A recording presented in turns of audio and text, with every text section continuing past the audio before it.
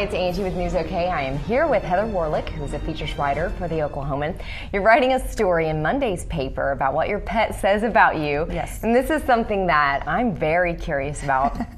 I've got 2 dogs, obviously, and I love them, and I'm wondering what they say about me, but you are actually coming from the point of view also of, your pet might even resemble you. Tell us about that. Well, this is actually to kick off our pet look-alike contest, and so you can send photos of, you and your 2 dogs if you think, maybe you look a little bit like them. But it's true, our dogs and our cats, sometimes we choose them that kind of resemble us, like, if you are blonde and, maybe you prefer dogs that also have the blonde hair, and it's also like we choose a mate. You pick a mate who kind of resembles you. So, this is Freudian. Yeah, well, I'm making broad generalizations here. It's not always the case, but it's kind of funny how it works out that way. And then, I guess sometimes I might have some unrealistic expectations of my dogs.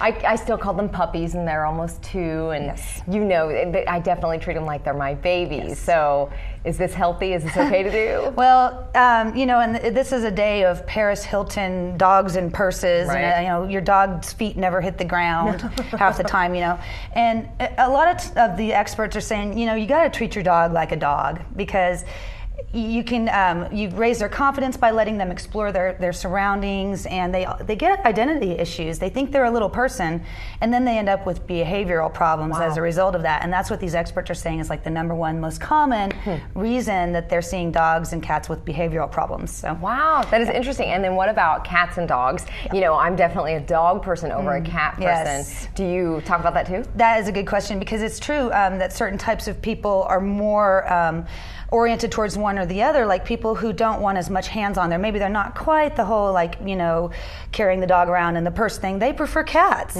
because cats can go off and be by themselves. But independent. And then you are a very nurturing person, and your dogs are your babies. And so, you don't mind putting in the time and energy, but you really have to look at what does this dog or cat require of me, Decide what kind of animal that you want, and then look at the characteristics of that breed or that type and say, is this going to be a good match for me? Because if you don't have a good match for you, then a lot of times those animals end up in the shelters, and that's true. That's not a good situation. Oh, that's true. Good point. Well, for more on Heather's story, check out Monday's Oklahoman, and that will be in the You section and also on newsok.com. Thanks so much. You bet. Thank you.